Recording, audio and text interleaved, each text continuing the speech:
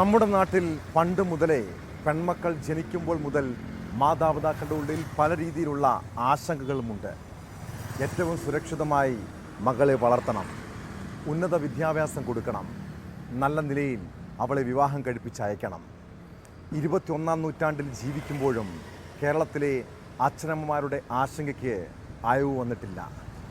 സ്വന്തം വീട്ടിലും സ്കൂളിലുമൊക്കെ നിങ്ങളുടെ മക്കൾ സുരക്ഷിതരാണോ? കൊല്ലം ചിതറയിൽ സ്കൂൾ കലോത്സവത്തിനിടെ അധ്യാപകനിൽ നിന്നാണ് വിദ്യാർത്ഥിനിക്ക് ദുരനുഭവം ഉണ്ടായത്. തിരുവനന്തപുരം ആറ്റിങ്ങലിൽ 13-കാരിയെ പീഡിപ്പിച്ച കേസിൽ 2 പ്രതികൾക്ക് കോടതി ശിക്ഷ വിധിച്ച ദിവസം കൂടിയാണിത്. പോക്സോ കേസുകളിലെ ശിക്ഷാവിധി അതിക്രമങ്ങൾക്ക് അറുതി വരുത്തുമോ? വിശദമായി പരിശോധിക്കുകയാണ് പോലീസ് പട്രോൾ. സ്വാഗതം.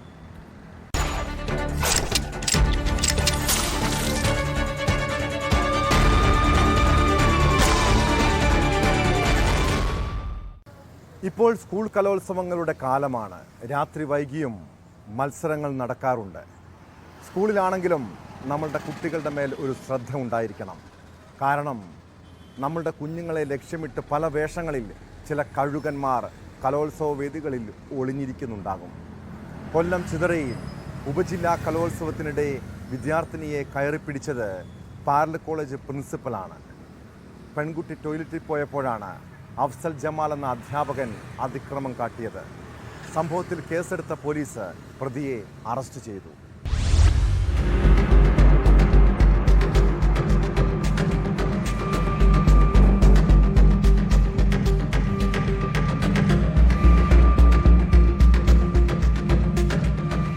കൊല്ലം കടയ്ക്കൽ ഉപജില്ലാ കലോത്സവത്തിൽ സ്കൂളിന് സമീപത്തെ പാരലൽ കോളേജുകളും പ്രധാന വേദികളായിരുന്നു. ഇവിടെയെത്തിയ ഒരു വിദ്യാർത്ഥിനിയെ ഉപദ്രവിച്ചതിനാണ് മുക്കുന്നം സ്വദേശി അഫ്സൽ ജമാലിനെ പോലീസ് അറസ്റ്റ് ചെയ്തത്. പോലീസ് പറയുന്നത് ഇങ്ങനെ: കഴിഞ്ഞ 7-ന് പാരലൽ കോളേജിലെ കലോത്സവ വേദിക്കരികിലെത്തിയ അഫ്സൽ ജമാൽ ഇവിടെയെത്തിയ ഒരു കുട്ടിയെ പിന്തുടർന്നു. പ്രാഥമിക ആവശ്യങ്ങൾക്കായി കുട്ടി പോയ സമയം പിന്നിലൂടെയെത്തി കടന്നുപിടിച്ച് ചുംബിക്കുകയായിരുന്നു. കുട്ടിയെ പീഡിപ്പിക്കാൻ ശ്രമിച്ചതായും പരാതിയിലുണ്ട്. കുതറിയോടിയ കുട്ടി മാതാപിതാക്കളെ വിവരം അറിയിച്ചതിനെ തുടർന്നാണ് കടയ്ക്കൽ പോലീസിൽ പരാതി നൽകിയത്.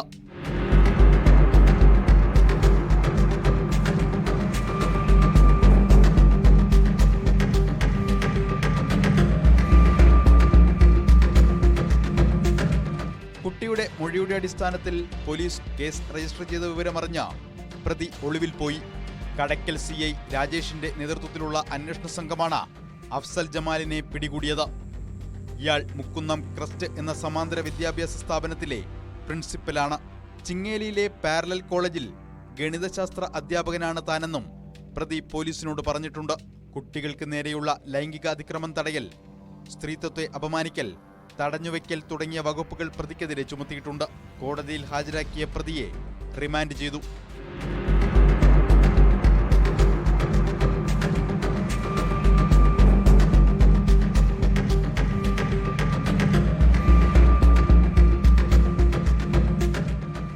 ന്യൂസ് 18 കൊട്ടാരക്കര.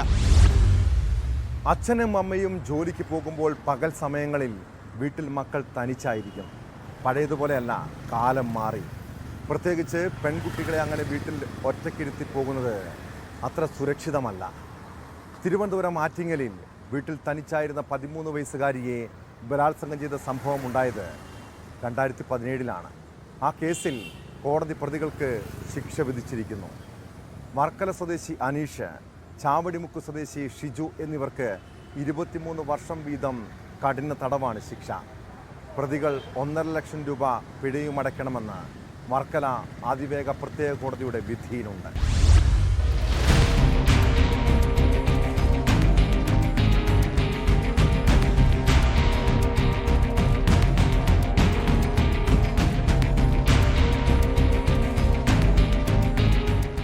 വയസ്സുകാരിയെ ബലാത്സംഗം ചെയ്ത കേസിലാണ് ശിക്ഷ.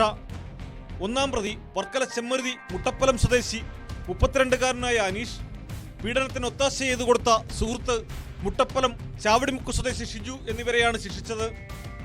ബലാത്സംഗത്തിന് 20 വർഷം വീതം തടവും 50,000 രൂപ വീതം പിഴയും, ശാരീരിക പീഡനത്തിന് 3 വർഷം വീതം തടവും 25,000 രൂപ വീതം പിഴയുമാണ് ശിക്ഷ. വർക്കല അതിവേഗ പ്രത്യേക കോടതി ജഡ്ജി സിനി SR ആണ് കേസിൽ വിധി പ്രസ്താവിച്ചത്. 13 വയസ്സുകാരിയായ പെൺകുട്ടിയെ 2017 സ്കൂളിൽ നിന്ന് വിളിച്ചു കൊണ്ടുപോയി ഒന്നാം പ്രതി കൂട്ടുകാരനെ രണ്ടാമതിന് വീട്ടിൽ വെച്ച് പീഡിപ്പിച്ചതിനെ തുടർന്നാണ് കേസുണ്ടായത്. പിഴത്തുകയിൽ നിന്നും 1 ലക്ഷം രൂപ അതിജീവിതയ്ക്ക് നൽകാനും കോടതി ഉത്തരവിട്ടു. വർക്കല പോലീസ് 2017 രജിസ്റ്റർ ചെയ്ത കേസ് അന്വേഷിച്ച് കുറ്റപത്രം സമർപ്പിച്ചത് അന്നത്തെ ഇൻസ്പെക്ടർ PV രമേഷ് കുമാറാണ്. പ്രോസിക്യൂഷനു വേണ്ടി special public prosecutor advocate P Hemendran Nair കോടതിയിൽ ഹാജരായി.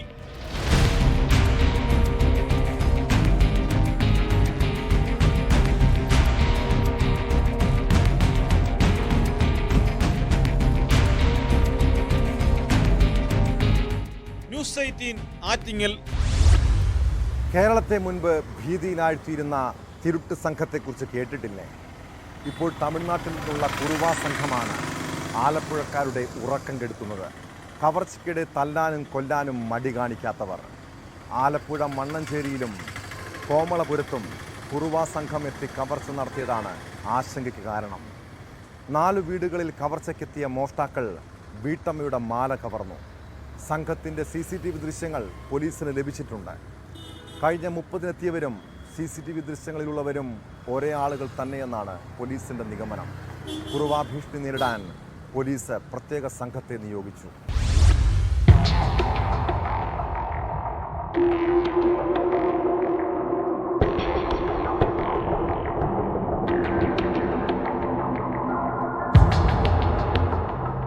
കഴിഞ്ഞ ഒക്ടോബർ 30-ന് നേതാജിയിൽ നടത്തിയ മോഷണത്തിന് ശേഷം നിശബ്ദരായിരുന്ന കുറുവാ സംഘം മണ്ണഞ്ചേരിയിലും സമീപ പ്രദേശങ്ങളിലുമായി വ്യാപക മോഷണമാണ് നടത്തിയത്.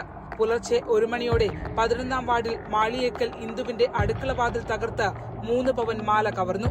ഉറങ്ങിക്കിടക്കുമ്പോഴായിരുന്നു മോഷണം. സമാനമായ രീതിയിൽ ജയന്തി എന്ന സ്ത്രീയുടെയും മാല മോഷ്ടിച്ചു. തുടരന്വേഷണത്തിൽ 12-ാം വാർഡിൽ സിനോജ് എന്നയാളുടെ വീടിന്റെ പിൻവാതിൽ കുത്തിത്തുറന്നതായി കണ്ടെത്തി.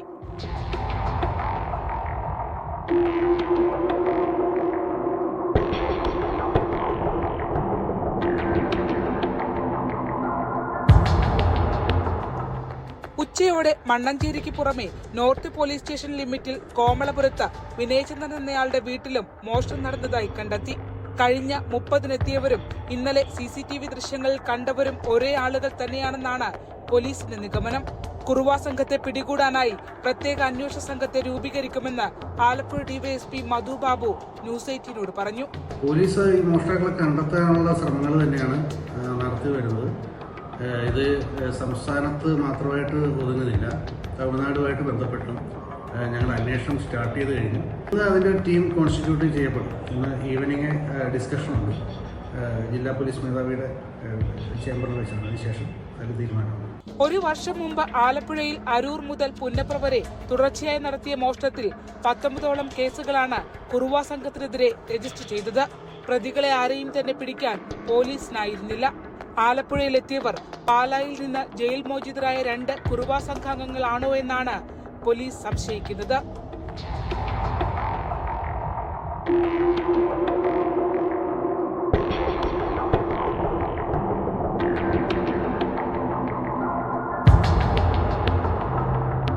ന്യൂസ് 18 ആലപ്പുഴ. സ്വന്തം നാട്ടിൽ നിന്ന് ജോലി തേടി മറ്റു പ്രദേശങ്ങളിലേക്ക് പോകുന്ന പലരും വാടക വീടുകളിലാണ് താമസിക്കാറുള്ളത്.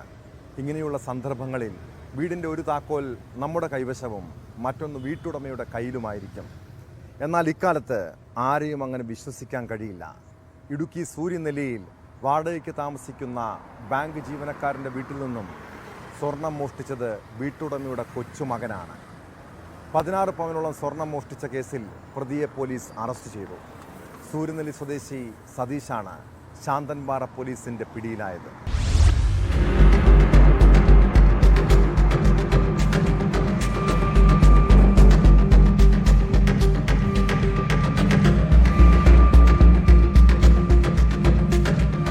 സൗത്ത് ഇന്ത്യൻ ബാങ്ക് ചിന്നക്കനാൽ ശാഖ അസിസ്റ്റന്റ് മാനേജരായ ജിതിൻ ഷാജിയുടെ വീട്ടിൽ നിന്നാണ് പ്രതി സതീഷ് സ്വർണം മോഷ്ടിച്ചത്.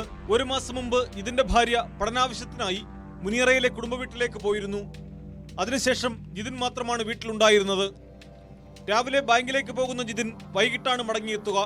വീട്ടുടമയുടെ മകളുടെ മകനായ സതീഷ് പകൽ സമയത്ത് മറ്റൊരു താക്കോൽ ഉപയോഗിച്ച് മുകൾ നിലയിൽ ഇതിൻ താമസിക്കുന്ന വീട് തുറന്ന് അകത്ത് കയറി അലമാരയിൽ നിന്നും സ്വർണം മോഷ്ടിക്കുകയായിരുന്നു.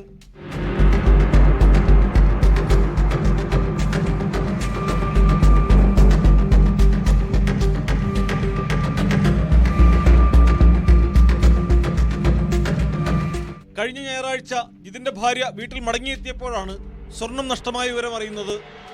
ഉടൻ തന്നെ ഇവർ ശാന്തൻപാറ പോലീസിൽ പരാതി നൽകി. പോലീസ് പരിശോധനയ്ക്കെത്തിയപ്പോഴേക്കും സതീഷ് തിരുനെൽവേലിയിലുള്ള ഭാര്യ വീട്ടിലേക്ക് പോയിരുന്നു. തുടർന്ന് പോലീസ് സംഘം തിരുനെൽവേലിയിലെത്തിയാണ് പ്രതിയെ പിടികൂടിയത്. മോഷണം പോയ ചില സ്വർണ്ണാഭരണങ്ങൾ ഇയാളുടെ പക്കൽ നിന്നും കണ്ടെത്തിയിട്ടുണ്ട്. ബാക്കി സ്വർണം പല സ്ഥലങ്ങളിലായി വിൽപ്പന നടത്തിയെന്നാണ് സതീഷ് നൽകിയ മൊഴി. പ്രതിയെ ബുധനാഴ്ച കോടതിയിൽ ഹാജരാക്കും.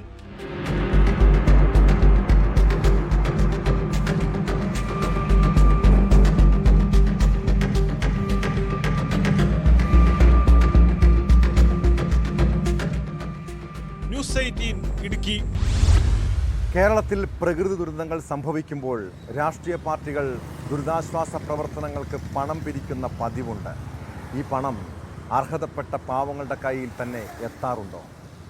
മുൻപ് പ്രളയ ദുരിതാശ്വാസത്തിൻ്റെ പേരിൽ പിരിച്ച പണം തട്ടിയെടുത്ത സംഭവം നമ്മുടെ മനസ്സിൽ ഇപ്പോഴുമുണ്ട്.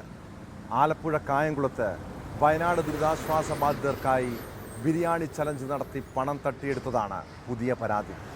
സംഭവത്തിൽ CPM ബ്രാഞ്ച് സെക്രട്ടറി ഉൾപ്പെടെ 3 പ്രവർത്തകർക്കെതിരെ പോലീസ് കേസെടുത്തു. 1,20,000 രൂപ തട്ടിയെടുത്തതായാണ് FIR-ൽ പറയുന്നത്. ഇതുകൂടാതെ സംഭാവനയായി പലരിൽ നിന്നും പണം സമാഹരിച്ചതായും FIR-ലുണ്ട്.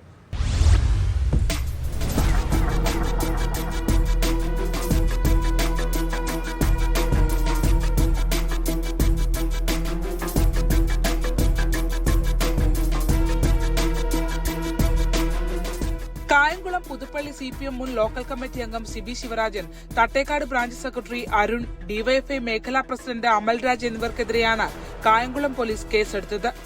AYF പുതുപ്പള്ളി മേഖലാ സെക്രട്ടറി ശ്യാംലാലിന്റെ പരാതിയിലാണ് കേസ്.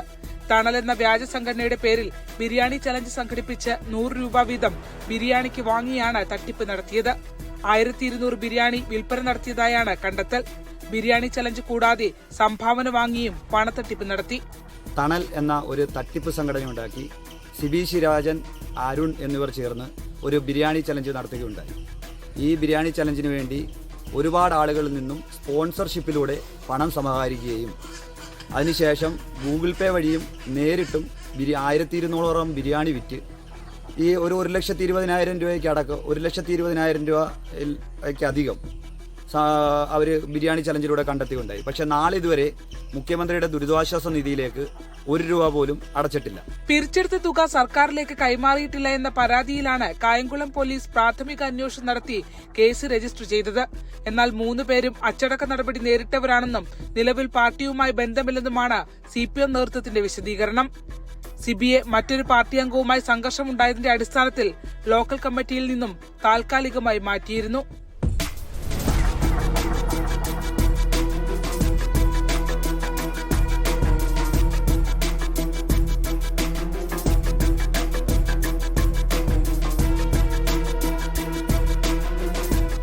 ന്യൂസ് 18 ആലപ്പുഴ. ഗുണ്ടാ നേതാവ് ഓം പ്രകാശ് കൊച്ചിയിലെ ഹോട്ടലിൽ ആ രാത്രി മുറിയെടുത്തത് എന്തിനാണ്? ലഹരി പാർട്ടി തന്നെയാണോ ലക്ഷ്യമിട്ടത്? പോലീസ് സംശയിക്കുന്നത് പോലെ ലഹരി ഇടപാടുകൾ അവിടെ നടന്നുവെന്നാണ് പുതിയ കണ്ടെത്തൽ. ഹോട്ടലിൽ കൊക്കൈൻ സാന്നിധ്യം സ്ഥിരീകരിച്ച് ഫോറൻസിക് പരിശോധനാ റിപ്പോർട്ട് പുറത്തു വന്നു. ഓം പ്രകാശ് താമസിച്ചിരുന്ന ഹോട്ടൽ മുറിയിലാണ് കൊക്കൈൻ്റെ സാന്നിധ്യം സ്ഥിരീകരിച്ചത്. റിപ്പോർട്ടിൻ്റെ അടിസ്ഥാനത്തിൽ ഓം പ്രകാശിൻ്റെ ജാമ്യം റദ്ദാക്കാൻ പോലീസ് കോടതിയിൽ അപേക്ഷ നൽകും.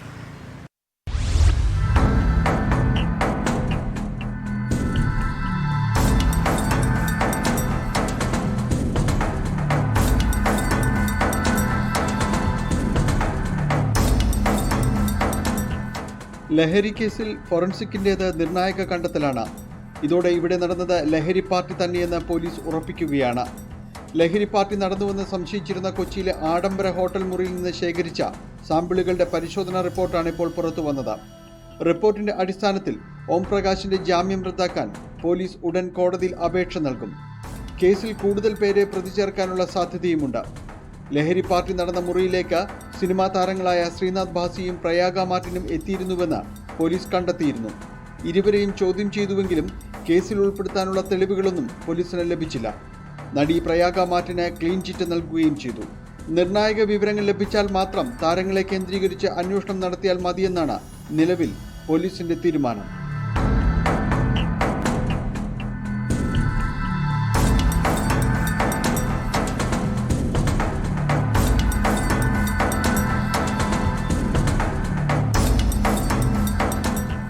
ഓംപ്രകാശിനെയും കേസിൽ അറസ്റ്റിലായിരുന്ന സുഹൃത്ത് ഷിഹാസിനെയും വൈകാതെ പോലീസ് വീണ്ടും ചോദ്യം ചെയ്യും. 20ഓളം പേർ ലഹരി പാർട്ടിയിൽ പങ്കെടുത്തിട്ടുണ്ടെന്നാണ് കണ്ടെത്തൽ. ശ്രീനാഥ് ഭാസിക്ക് കേസിലെ 3-ാം പ്രതിയായ ബിനു ജോസഫുമായുള്ള സാമ്പത്തിക ഇടപാടുകളും പോലീസ് പരിശോധിച്ചിരുന്നു. കൊക്കൈൻ സാന്നിധ്യം സ്ഥിരീകരിച്ചതോടെ കേസിൽ കൂടുതൽ പേരെ പ്രതി ചേർക്കാനും സാധ്യതയുണ്ട്.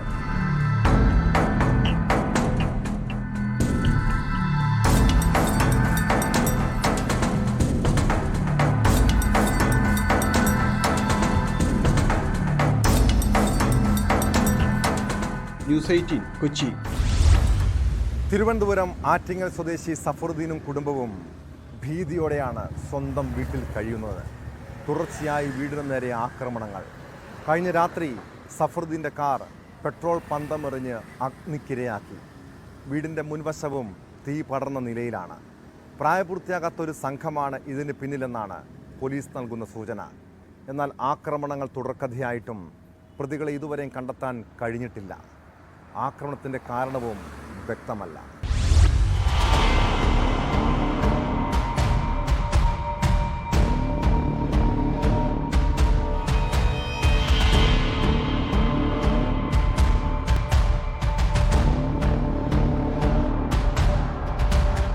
കഴിഞ്ഞ ദിവസം രാത്രിയായിരുന്നു സംഭവം. വലിയ ശബ്ദം കേട്ട് വീടിന് പുറത്തെത്തിയ സഫറുദ്ദീൻ കാണുന്നത് പോർച്ചിലുണ്ടായിരുന്ന കാർ കത്തുന്നതാണ്. വീടിന്റെ മുൻവശവും തീ പടർന്ന നിലയിലാണ്. കാറിലെ തീ കെടുത്താൻ ശ്രമിക്കുമ്പോൾ സഫറുദ്ദീന്റെ കാലിന് പൊള്ളലേറ്റു. പെട്രോൾ പോലുള്ള ദ്രാവകം നിറച്ച കാനും തീപ്പന്തവും കാറിന് നേരെ അക്രമികൾ എറിയുകയായിരുന്നുവെന്ന് വീട്ടുകാർ പറയുന്നു. ഇന്നലെ രാത്രി ഇതുപോലെ 11:30 ആയ സമയത്തേക്ക് എൻ്റെ വണ്ടിയിലേക്ക് പിന്നെ പെട്രോൾ പോലെയുള്ള ഒരു കാനാസിൽ നിറയെ പെട്രോളും തീ കൊണ്ടുവന്ന് ഇടുന്നത്. ഞങ്ങൾ ഓടി ഇവിടെ വന്നിട്ട് ആ തീ അണയ്ക്കാൻ വേണ്ടി നിന്നിട്ടും പറ്റാതെ തീ മൊത്തം കത്തി എൻ്റെ വീടും എല്ലാം ഇല്ലാതായി. ഇതിനെക്കുറിച്ച് പോലീസിൻ്റെ പറയുമ്പോൾ അവർക്ക് 16 വയസ്സാണ്, അവർക്കൊന്നും ചെയ്യാൻ പറ്റൂല എന്നാണ് പറയുന്നത്. കഴിഞ്ഞ ജൂണിലും ഈ വീടിന് നേരെ ആക്രമണം ഉണ്ടായിരുന്നു. അന്ന് ജനാല ചില്ലുകൾ തകർക്കുകയും കേബിളുകൾ നശിപ്പിക്കുകയും ചെയ്തു. പിന്നാലെ CCTV ക്യാമറകൾ സ്ഥാപിച്ചെങ്കിലും അതും നശിപ്പിച്ചു. ഇത് സംബന്ധിച്ച് നിരവധി തവണ പരാതികൾ നൽകിയിട്ടുണ്ടെങ്കിലും പ്രതികളെ ആരെയും കണ്ടെത്താൻ കഴിഞ്ഞിട്ടില്ല. ആക്രമണ കാരണവും പോലീസിനും വീട്ടുകാർക്കും അജ്ഞാതമാണ്. പ്രായപൂർത്തിയാകാത്ത ചിലരാണ് ആക്രമണത്തിനു പിന്നിലെന്നാണ് പോലീസ് നൽകുന്ന സൂചന. തീവയ്പിന്റെ CCTV ദൃശ്യങ്ങൾ പോലീസിന് ലഭിച്ചിട്ടുണ്ട്. സംഭവത്തിൽ നഗരൂർ പോലീസ് അന്വേഷണം തുടങ്ങി.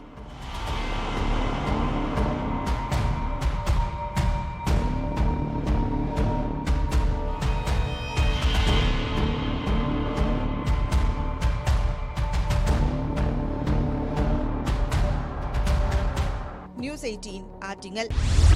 സുഹൃത്തുക്കൾക്കും അയൽവാസികൾക്കും പണം കടം കൊടുത്താൽ അത് പിന്നീട് പിണക്കത്തിന് വരെയും കാരണമാകാറുണ്ട്.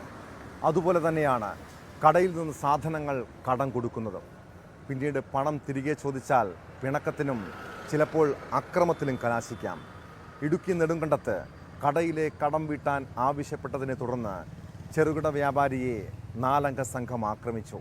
നെടുങ്കണ്ടത്ത് പലചരക്ക് വ്യാപാരം നടത്തുന്ന മനോജിനാണ് മർദ്ദനമേറ്റത്. തടസ്സം പിടിക്കാൻ ശ്രമിച്ച മനോജിൻ്റെ അമ്മ ജഗദമ്മയെയും അക്രമികൾ മർദ്ദിച്ചു.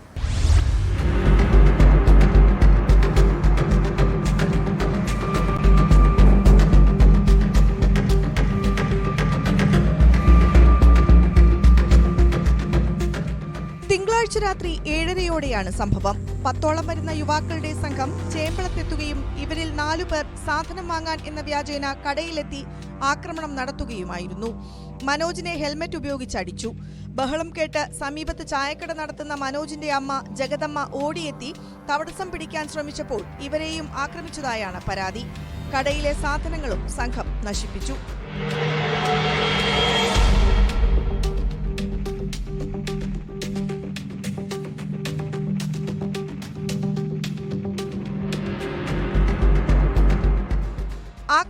കൊലപ്പെടുത്തിയവരിൽ ഒരാളുടെ കുടുംബാംഗങ്ങൾ പലചരക്ക് സാധനങ്ങൾ കടം വാങ്ങിയിരുന്നു. തുക അധികമായതോടെ പണം ആവശ്യപ്പെട്ടതാണ് ആക്രമണത്തിന് കാരണമെന്നാണ് വ്യാപാരി പറയുന്നത്. 2 ആഴ്ച മുൻപ് പണം ചോദിച്ചപ്പോൾ ഇവർ കടയിലെത്തി പ്രശ്നമുണ്ടാക്കിയിരുന്നു. ഇതിന്റെ തുടർച്ചയായാണ് വീണ്ടും ആക്രമണം നടത്തിയത്. അവരുടെ അമ്മയ്ക്ക് ഞാൻ പറ്റു കൊടുത്തിട്ടുണ്ടായിരുന്നു. കഴിഞ്ഞ ദിവസം ഞാൻ ചോദിച്ചു, ഇനി പറ്റു കൂടി പോയാൽ പറ്റിയല്ല, എനിക്ക് പൈസ തരണമെന്ന് പറഞ്ഞു. അപ്പം അതിൻ്റെ പേരിൽ അവരുടെ മകളാണ് വന്ന് സാധനമെല്ലാം മേടിച്ചോണ്ടിരുന്നത്. അതിൻ്റെ പേരിൽ പറ്റ് ചോദിച്ചതിൻ്റെ പേരിൽ ഈ കഴിഞ്ഞ ദിവസം പ്രതീക്ഷിക്കാത്ത സമയത്ത് ഇന്ന് വൈകുന്നേരം വന്ന് വളരെ മൃഗീയമായിട്ട് മർദ്ദിക്കുകയാണ് ചെയ്തത്. മനോജും ജഗദമ്മയും നെടുങ്കണ്ടത്തെ സ്വകാര്യ ആശുപത്രിയിൽ ചികിത്സയിലാണ്. ഇവരുടെ പരാതിയിൽ നെടുങ്കണ്ടം പോലീസ് കേസെടുത്ത് അന്വേഷണം ആരംഭിച്ചു.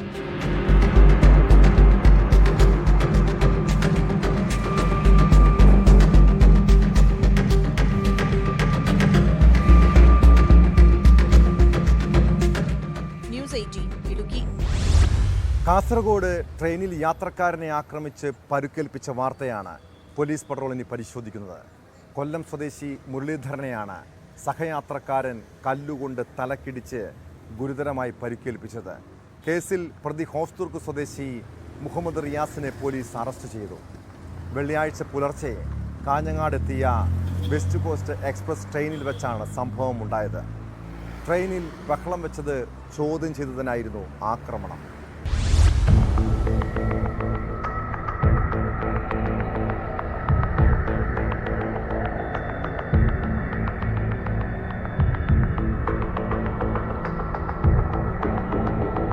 ട്രെയിനിൽ ഛർദ്ദിച്ചത് വൃത്തിയാക്കാൻ പറഞ്ഞ യാത്രക്കാരനെ ആക്രമിച്ച് പരിക്കേൽപ്പിച്ച കേസിലാണ് യുവാവിനെ പോലീസ് അറസ്റ്റ് ചെയ്തത്. ഹോസ്ദുർഗ് പോലീസ് സ്റ്റേഷൻ പരിധിയിലെ മുഹമ്മദ് റിയാസാണ് അറസ്റ്റിലായത്. കഴിഞ്ഞ വെള്ളിയാഴ്ച പുലർച്ചെ കാഞ്ഞങ്ങാടെത്തിയ വെസ്റ്റ് കോസ്റ്റ് എക്സ്പ്രസ് ട്രെയിനിൽ കൊല്ലം കണിച്ചുകുളങ്ങര സ്വദേശി മുരളീധരനെ കല്ലുകൊണ്ട് തലക്കിടിച്ച് ഗുരുതരമായി പരിക്കേൽപ്പിച്ചുവെന്നാണ് കേസ്. കർണാടകയിൽ മത്സ്യത്തൊഴിലാളിയായ മുരളീധരൻ മംഗളൂരു സെൻട്രലിൽ നിന്നും നാട്ടിലേക്ക് യാത്ര ചെയ്യുമ്പോഴാണ് ആക്രമണത്തിനിരയായത്. പിടിയിലായ മുഹമ്മദ് റിയാസും മറ്റു ചില യുവാക്കളും ട്രെയിനിൽ കയറിയത് മുതൽ ബഹളം വെച്ച് യാത്രക്കാർക്ക് ബുദ്ധിമുട്ടുണ്ടാക്കിയിരുന്നു. ഇതിനിടെ യുവാക്കൾ ശുചിമുറിയിൽ ഛർദ്ദിച്ചപ്പോൾ വൃത്തിയാക്കാൻ പറഞ്ഞതിൽ പ്രകോപിതനായി മുരളീധരനെ കല്ലുകൊണ്ട് തലക്കിടിക്കുകയായിരുന്നുവെന്നാണ് പരാതി. മൂത്രമൊഴിക്കാൻ കയറാനൊക്കെ ഞാൻ മുമ്പിലേക്ക് ചോറടച്ചിട്ട് ഇറങ്ങുന്നു. കുറേ കഴിഞ്ഞപ്പോൾ ഇറങ്ങി. എന്നിട്ട് ഞാൻ വാട് വെച്ചിരിക്കുന്ന വൃത്തിയാക്കലെന്ന് ചെയ്യും. ആളുകൾ ഇരിക്കുകയല്ലേ, എല്ലാവരും സ്മെല്ല് കേട്ടിങ്ങനെ ഇരിക്കുക. ഇത്രേ പറഞ്ഞോളൂ. പിന്നെ അവ ഉടനെ തന്നെ വെളിയിൽ നിന്നിട്ട് കല്ലെടുത്തെറിയുക. മുരളീധരന്റെ തലയിലെ മുറിവിന് 7 തുന്നലുകളുണ്ട്. കാഞ്ഞങ്ങാട് റെയിൽവേ പോലീസ് രജിസ്റ്റർ ചെയ്ത കേസിൽ 100ഓളം CCTV ക്യാമറ ദൃശ്യങ്ങൾ, മൊബൈൽ ഫോൺ ടവർ ലൊക്കേഷനുകൾ എന്നിവ വിശദമായി പരിശോധിച്ചതിനെ തുടർന്നാണ് പ്രതിയെ കണ്ടെത്താൻ സാധിച്ചത്. അറസ്റ്റിലായ മുഹമ്മദ് റിയാസ് നിരവധി കേസുകളിൽ പ്രതിയാണെന്ന് പോലീസ് പറഞ്ഞു.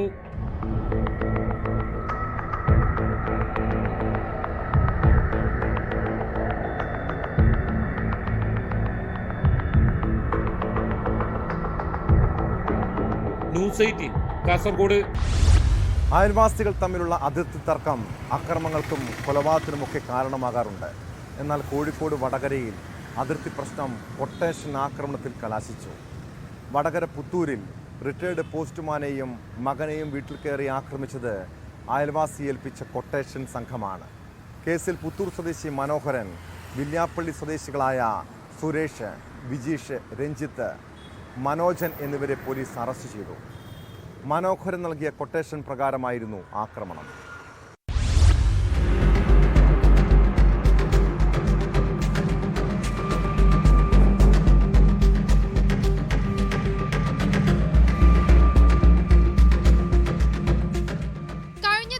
രാത്രി 10:45ഓടെയാണ് റിട്ടയർഡ് പോസ്റ്റ്മാൻ വടകര പാറമ്മൽ രവീന്ദ്രനെയും മകൻ ആദർശിനെയും മുഖംമൂടി ധരിച്ചെത്തിയ സംഘം വീട്ടിൽ കയറി ആക്രമിച്ചത്.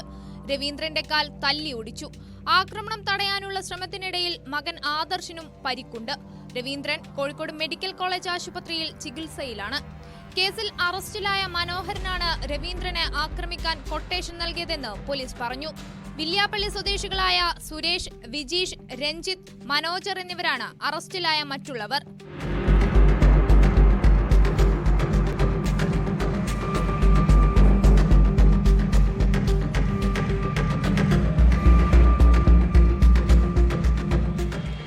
മനോഹരനും രവീന്ദ്രനും പോലീസിനും ഇടയിലുള്ള അതിർത്തി തർക്കമാണ് കൊട്ടേഷൻ ആക്രമണത്തിൽ കലാശിച്ചത്. പ്രദേശത്തെ CCTV ദൃശ്യങ്ങളിൽ നിന്നാണ് പോലീസ് പ്രതികളെ തിരിച്ചറിഞ്ഞത്. വധശ്രമം ഉൾപ്പെടെയുള്ള വകുപ്പുകൾ ചേർത്താണ് പ്രതികൾക്കെതിരെ കേസെടുത്തിട്ടുള്ളത്.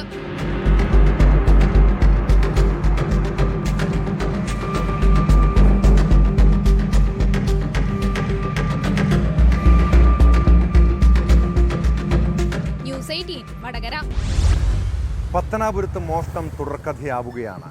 കഴിഞ്ഞ ദിവസം രാത്രിയിൽ മുൻ MLA A. ജോർജിൻ്റെയും ജ്യേഷ്ഠൻ്റെ മകൻ എബിയുടെയും വീടുകളിലായിരുന്നു കവർച്ച. ഇവരുടെ വീടിന് സമീപത്തെ പെട്ടിക്കടയിലും മോഷണം നടന്നു. പത്തനാപുരത്തും സമീപ പ്രദേശങ്ങളിലും മോഷണം പതിവായതോടെ നാട്ടുകാർ വലിയ ആശങ്കയിലാണ്.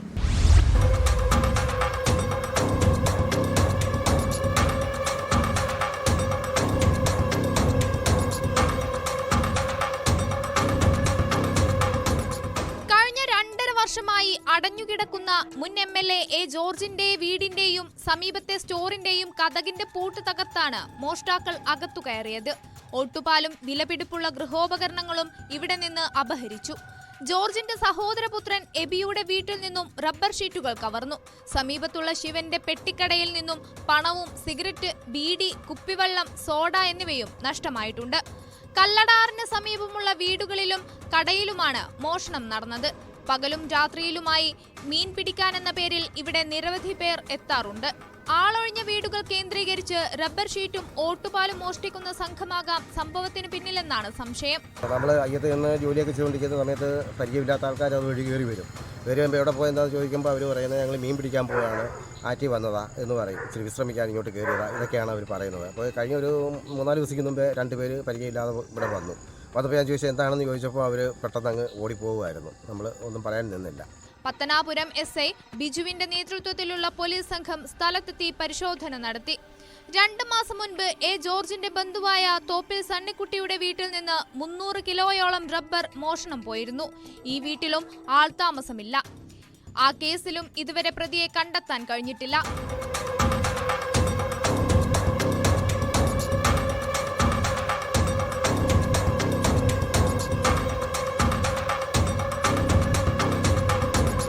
ന്യൂസ് 18 പത്തനാപുരം. പാലക്കാട്ടെ പെട്ടി വിവാദത്തിന് പിന്നാലെയാണ് ഉപതെരഞ്ഞെടുപ്പിൽ കള്ളപ്പണ ആരോപണം ഉയർന്നു വന്നത്. രാഷ്ട്രീയ പാർട്ടികൾ പ്രചാരണത്തിന് പണമൊഴുക്കുന്നത് പുതുമയുള്ള കാര്യമല്ല. ഇത് മനസ്സിലാക്കിയാണ് പോളിംഗിൻ്റെ തലേദിവസം ഇലക്ഷൻ സ്ക്വാഡ് ചേലക്കരയിൽ പരിശോധന നടത്തിയത്. ചേലക്കര മണ്ഡലത്തിൻ്റെ അതിർത്തിയായ ചെറുതുരുത്തിയിൽ നിന്ന് 20 ലക്ഷം രൂപ പിടിച്ചെടുത്തു. കൊളപ്പുള്ളി സ്വദേശിയും വ്യവസായിയുമായ ജയൻ ഉൾപ്പെടെ 3 പേരെ പോലീസ് കസ്റ്റഡിയിലെടുത്തു. എന്നാൽ ആർക്കു വേണ്ടിയാണ് പണം കൊണ്ടുവന്നതെന്ന് വ്യക്തമായിട്ടില്ല.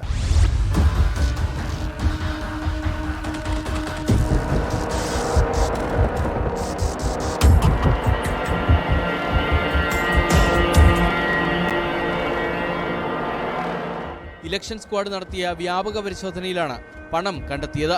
രാവിലെ 9 മണിയോടുകൂടി ചെറുതുരുത്തി കലാമണ്ഡലത്തിന്റെ പരിസരത്ത് നിന്നാണ് പണം പിടിച്ചെടുത്തത്.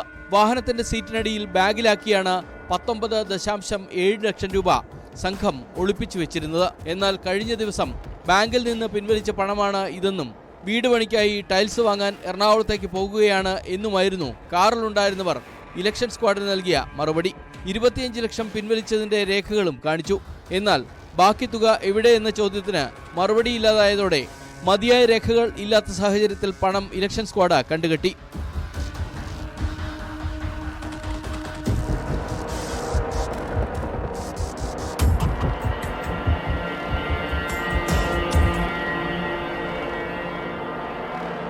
തുടർന്ന് വാഹനത്തിലുണ്ടായിരുന്ന കൊളപ്പുള്ളി സ്വദേശി ജയൻ ഉൾപ്പെടെ 3 പേരെയും വാഹനത്തെയും സ്ക്വാഡ് കസ്റ്റഡിയിലെടുത്തു.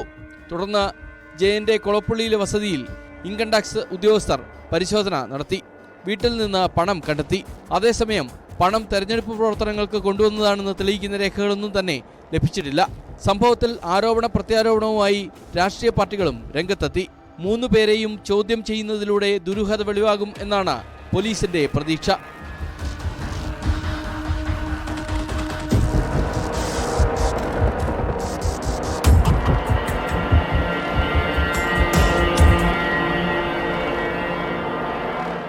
ന്യൂസ് 18 ചേലക്കര. കുറ്റകൃത്യങ്ങളുടെ മറ്റു ചില വാർത്തകൾ ചുരുക്കത്തിൽ. തിരുവനന്തപുരം കഠിനംകുളത്ത് ലഹരിക്കച്ചവടം പിടികൂടാനെത്തിയ പോലീസ് സംഘത്തെ കത്തിയുമായി ആക്രമിച്ച പ്രതി പിടിയിൽ. പിടിയിലായത് OMR എന്നറിയപ്പെടുന്ന ഷമീം. നെടുമങ്ങാട് വട്ടപ്പാറ SUT ആശുപത്രിയിൽ യുവതിയുടെ സ്വർണ്ണക്കൊലുസ് മോഷ്ടിച്ച സ്ത്രീ അറസ്റ്റിൽ. വെമ്പായം സ്വദേശിനി അൽ സൽനയുടെ കൊലുസ് മോഷ്ടിച്ച വട്ടപ്പാറ കണക്കോട് സ്വദേശി ഷീജയാണ് അറസ്റ്റിലായത്. കൊല്ലം മൈനാഗപ്പള്ളിയിൽ സ്കൂട്ടർ യാത്രക്കാരിയെ കാർ കയറ്റി കൊലപ്പെടുത്തിയ കേസിലെ 1-ാം പ്രതി അജ്മലിന് ഹൈക്കോടതി ഉപാധികളോടെ ജാമ്യം അനുവദിച്ചു. കേസിലെ 2-ാം പ്രതി ഡോക്ടർ ശ്രീകുട്ടിക്ക് നേരത്തെ ജാമ്യം ലഭിച്ചിരുന്നു. തൃശൂർ കുന്നംകുളം കേച്ചേരിയിൽ ജ്വല്ലറിയിൽ നിന്ന് 8 പവൻ സ്വർണം കവർന്നു. ഇതര സംസ്ഥാനക്കാർ സ്വർണം മോഷ്ടിക്കുന്നതിന്റെ CCTV ദൃശ്യങ്ങൾ പുറത്ത്. ഗർഭിണിയായിരിക്കുന്ന കാലയളവിൽ ഭാര്യമാരുടെ ഭർത്താക്കന്മാർക്ക് പ്രത്യേക കരുതലൊക്കെ ഉണ്ടാകണം. എന്നാൽ കോഴിക്കോട് കല്ലാച്ചിയിൽ 2 മാസം ഗർഭിണിയായ ഭാര്യയെയാണ് ഭർത്താവ് കുത്തിക്കൊലപ്പെടുത്താൻ ശ്രമിച്ചത്. നരിപ്പറ്റ സ്വദേശിനി ഷംനയെ ആക്രമിച്ച കേസിൽ പ്രതി ഫൈസലിനെ പോലീസ് അറസ്റ്റ് ചെയ്തു. യുവതി കോഴിക്കോട് സ്വകാര്യ ആശുപത്രിയിൽ ചികിത്സയിലാണ്. കുടുംബകലഹമാണ് ആക്രമണത്തിന് പിന്നിലെന്നാണ് സൂചന. ഗർഭാവസ്ഥയിൽ സ്ത്രീകളുടെ മനസ്സിനും ശരീരത്തിനുമേൽക്കുന്ന മുറിവും ആഘാതവും ഉള്ളിലുള്ള കുഞ്ഞിനെ വരെയും ബാധിക്കുമെന്ന കാര്യം ഓർക്കുക. ഇതോടെ ഇന്നത്തെ പോലീസ് പട്രോൾ പൂർണ്ണമാകുന്നു. നമസ്കാരം.